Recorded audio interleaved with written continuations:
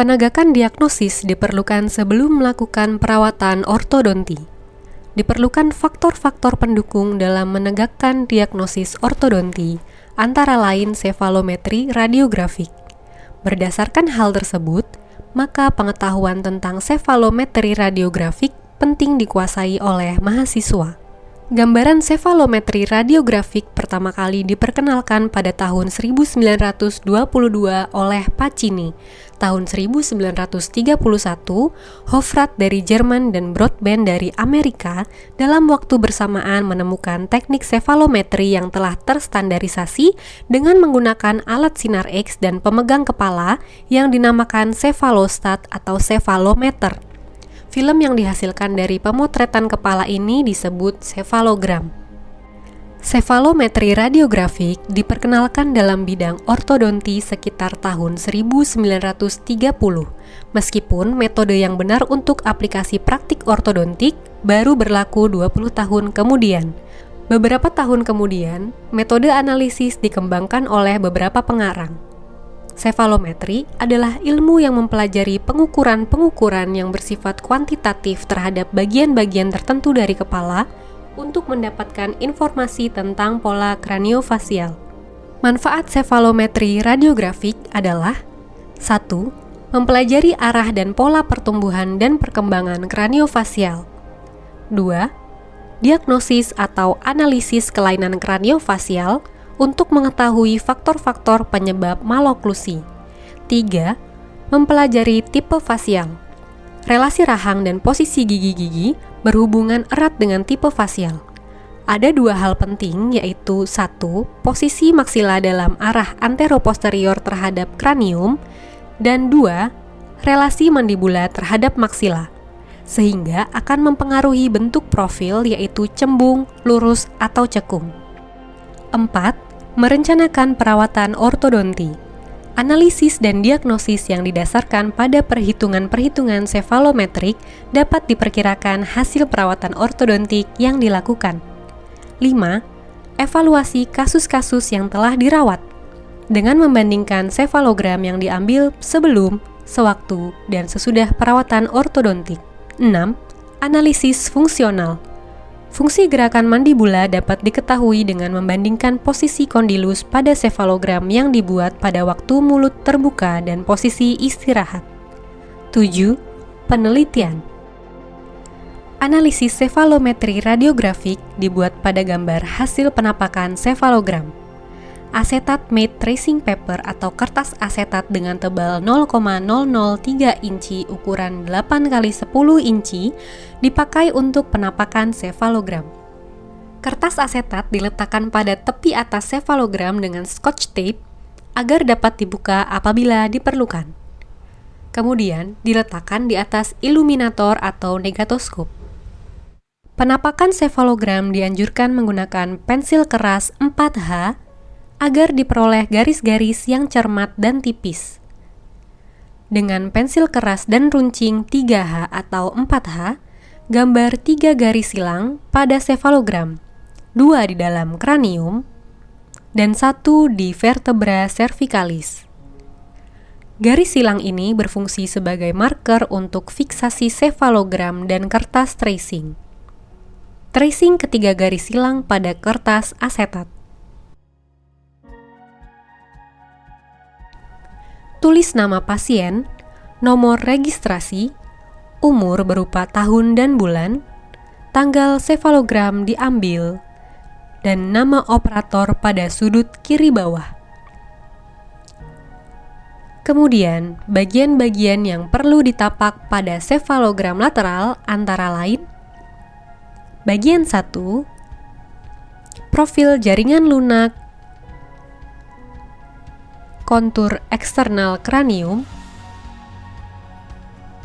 Bagian 2, kontur internal kranium, atap orbita, sela turcica atau fossa pituitari, ear rod. Bagian 3, tulang nasal dan sutura frontonasalis, rigi infraorbital, Fissura pterygomaxillaris. Spina nasalis anterior. Spina nasalis posterior. Molar pertama atas dan incisivus centralis atas. Bagian 4. Symphysis mandibula. Tepi inferior mandibula. Condylus mandibula. Mandibular notch dan processus coronoideus. Molar pertama bawah dan incisivus centralis bawah. Tanda-tanda penting pada sefalometri radiografik adalah titik-titik yang dapat digunakan sebagai petunjuk dalam pengukuran atau untuk membentuk suatu bidang. Titik-titik tersebut antara lain: nasion, yaitu titik paling anterior sutura frontonasalis pada bidang sagital tengah. Spina nasalis anterior, ujung tulang spina nasalis anterior pada bidang tengah. Subspinal, titik paling dalam antara spina nasalis anterior dan prostion. Prostion, titik paling bawah dan paling anterior processus alveolaris maxilla pada bidang tengah antara gigi incisivus centralis atas. Incisif superior, ujung mahkota paling anterior gigi incisivus central rahang atas. Incisif inferior, ujung mahkota paling anterior gigi incisivus central rahang bawah. Infradental, titik paling tinggi dan paling anterior processus alveolaris mandibula pada bidang tengah antara gigi incisivus central bawah. Supramental, titik paling dalam antara infradental dan pogonion. Pogonion, titik paling anterior tulang dagu pada bidang tengah. Gnation, titik paling anterior dan paling inferior dagu. Menton, titik paling inferior dari symphysis atau titik paling bawah dari mandibula. Sella turcica, titik tengah fossa hipofisial.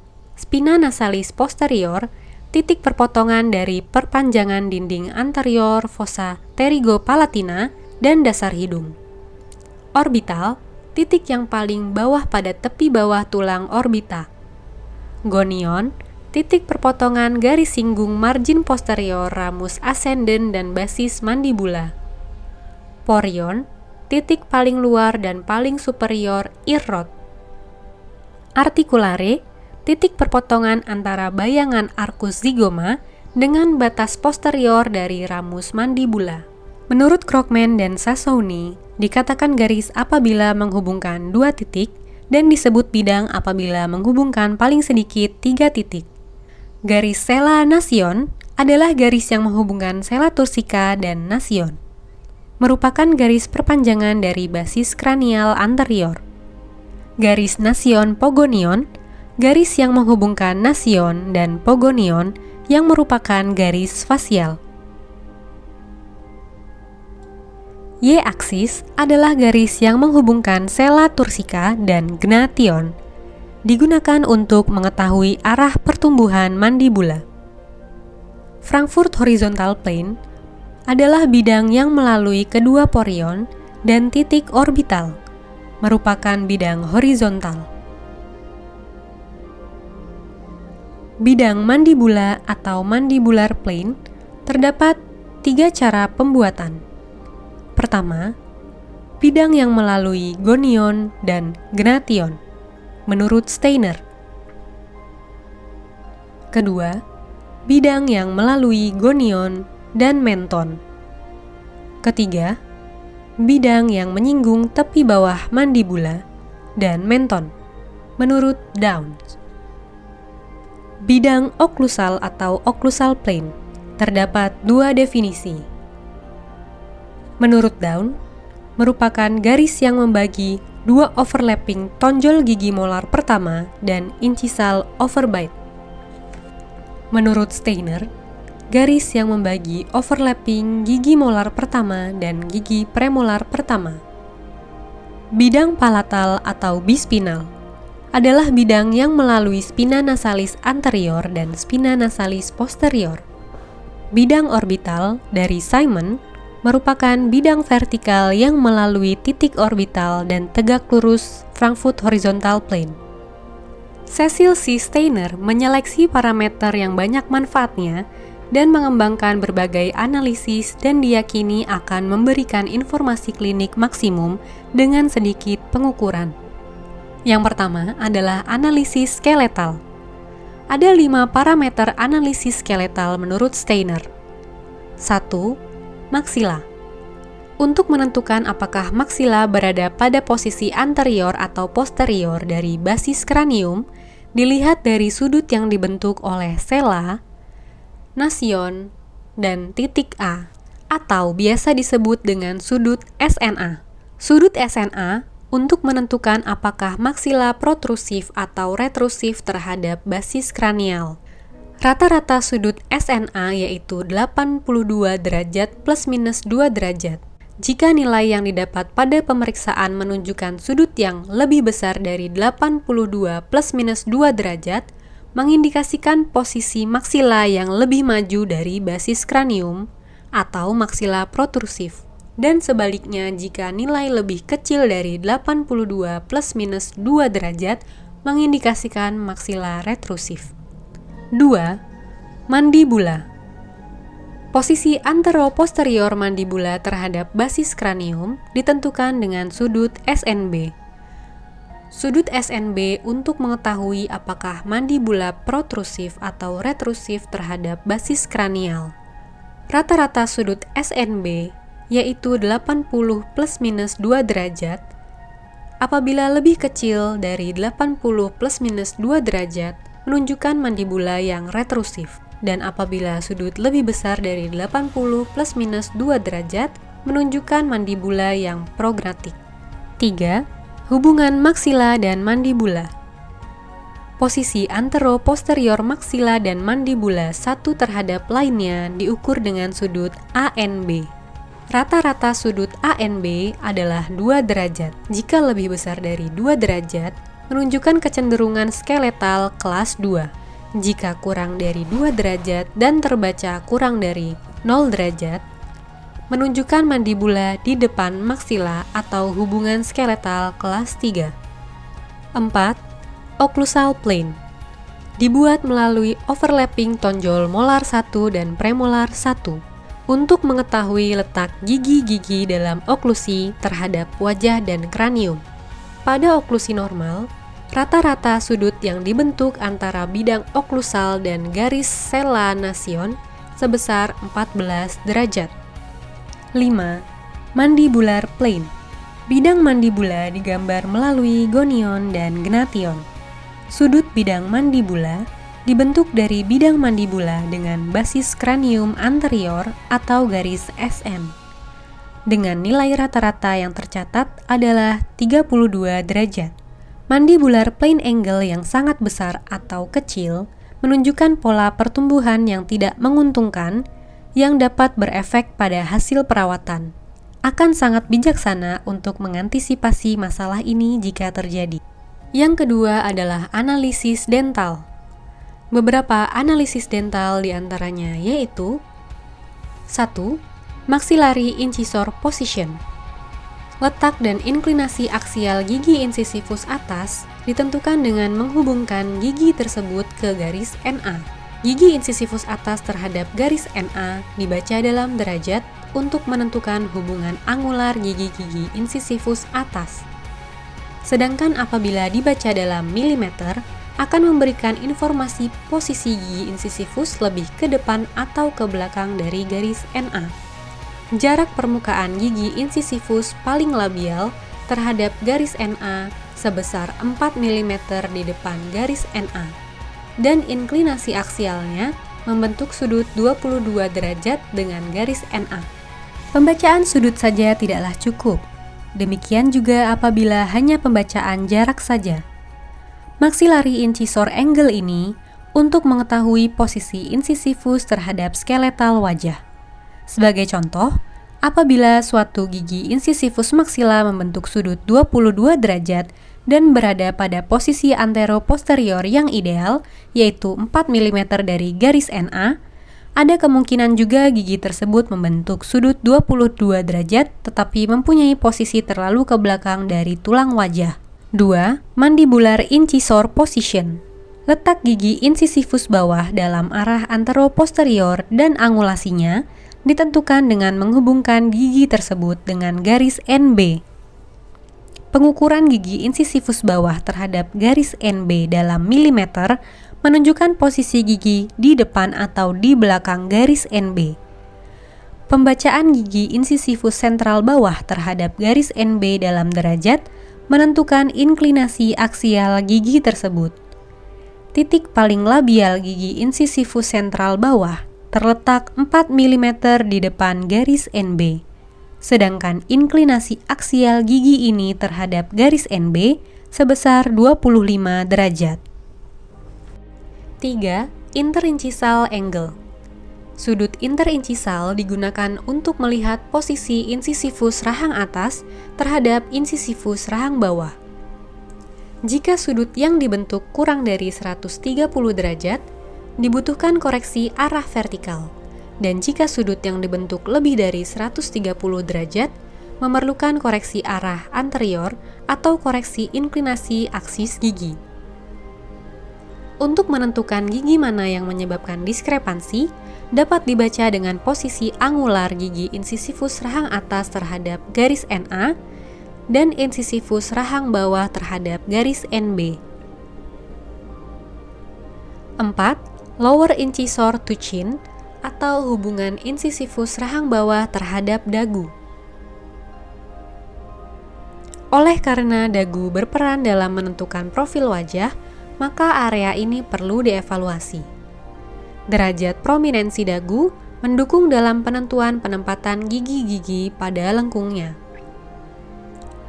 Menurut Holdaway, idealnya jarak antara permukaan labial gigi incisifus bawah terhadap garis NB adalah 4 mm. Selisih 2 mm dari pengukuran tersebut masih dapat diterima. Selisih 3 mm berarti kurang diinginkan tetapi masih dapat ditoleransi. Jika perbedaannya lebih dari 4 mm, maka perlu tindakan koreksi. Tweed mengembangkan suatu sistem analisis diagnosis diferensial yang dapat memungkinkan klinisi untuk mengklasifikasikan masalah pasien ke dalam 3 kategori, yaitu fasial, dental, atau skeletal. Tweed mengemukakan suatu analisis sefalometri yang disebut sebagai diagnostik fasial triangle, yang didasarkan terutama oleh defleksi mandibula yang dihitung dari FMA dan posisi incisifus bawah. Analisis ini dilakukan untuk menentukan posisi akhir yang harus ditempati oleh gigi incisifus mandibula pada akhir perawatan. Diagnostik triangle menurut Tweed ini merupakan sebuah segitiga yang mempunyai sisi-sisi sebagai berikut. 1. Sumbu dari gigi incisifus mandibula yang akan memotong ke bawah pada bidang mandibula dan ke atas pada bidang Frankfurt horizontal plane. 2. Bidang mandibula yang melalui titik gonion dan menton. 3. Bidang Frankfurt horizontal plane. Dari ketiga bidang di atas, maka akan diperoleh sudut-sudut Frankfurt mandibular plane angle atau FMA, Frankfurt mandibular incisor angle atau FMIA, dan incisor mandibular plane angle atau IMPA. Hubungan dari ketiga sudut tersebut dapat memberikan informasi diagnostik antara lain mengenai pola vertikal skeletal pasien, relasi gigi incisifus mandibula terhadap tulang basal, dan besaran relatif dari protrusi pada wajah.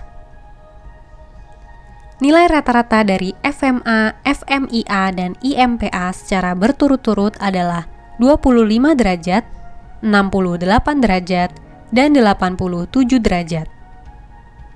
Penting untuk diketahui bahwa nilai-nilai tersebut sangat bervariasi dengan pola skeletal individu.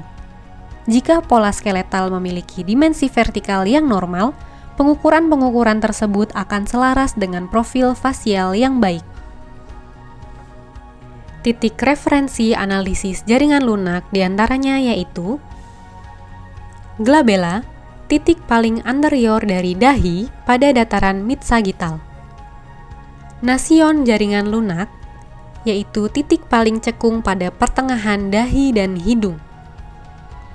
Pronasal, yaitu titik paling anterior dari hidung. Subnasal, yaitu titik di mana septum nasal berbatasan dengan bibir atas. Labrale superius, yaitu titik perbatasan mukokutaneus dari bibir atas. Superior labial sulcus, yaitu titik tercekung di antara subnasal dan labrale superius. Stomion superius, yaitu titik paling bawah dari vermilion bibir atas. Stomion inferius, yaitu titik paling atas dari vermilion bibir bawah. Labrale inferius, yaitu titik perbatasan dari membran bibir bawah. Inferior labial sulcus, yaitu titik paling cekung di antara labiale superius dan pogonion jaringan lunak, juga dikenal dengan nama sulcus labiomental. Pogonion jaringan lunak, yaitu titik paling anterior jaringan lunak dagu. Menton jaringan lunak, yaitu titik paling inferior dari jaringan lunak dagu. Garis Ricketts atau garis E. Garis E yang dikemukakan oleh Ricketts dapat mengidentifikasi secara proporsional apakah bibir terlalu maju atau hidung dan dagu yang terlalu mundur. Garis E merupakan salah satu garis yang paling sering digunakan sebagai garis referensi dalam diagnosis dan rencana perawatan ortodonti karena kemudahan dalam pemakaian dan interpretasinya. Titik-titik acuan dalam estetik line adalah pronasal atau titik yang diambil dari ujung tertinggi hidung, pogonion yaitu titik terendah pada dagu, LSE yaitu jarak antara bibir atas terhadap garis A-line, LIE yaitu jarak antara bibir bawah terhadap garis E-line. Apabila letak titik LS lebih 4 mm di belakang garis E, maka profil tampak cembung dan begitu juga sebaliknya. Namun demikian, menurut Ricketts, nilai ideal tersebut dapat bervariasi tergantung pada umur dan jenis kelamin. Analisis jaringan lunak Steiner. Analisis jaringan lunak meliputi penilaian adaptasi jaringan lunak terhadap profil tulang dengan pertimbangan ukuran, bentuk, dan postur bibir seperti terlihat pada gambaran sefalogram lateral. Referensi Steiner atau S-line untuk menentukan keseimbangan wajah jaringan lunak yang sering digunakan oleh ortodontis. Garis S adalah garis yang ditarik dari titik tengah bentuk lengkung S yang terletak di antara ujung hidung dan subnasal di bibir atas dengan pogonion jaringan lunak. Menurut Steiner, bibir dalam keseimbangan wajah yang baik apabila menyentuh perpanjangan garis dari kontur jaringan lunak dagu ke pertengahan S yang dibentuk oleh tepi bawah hidung. Garis ini disebut sebagai S-line. Sefalometri radiografik merupakan salah satu faktor pendukung dalam penegakan diagnosis ortodontik.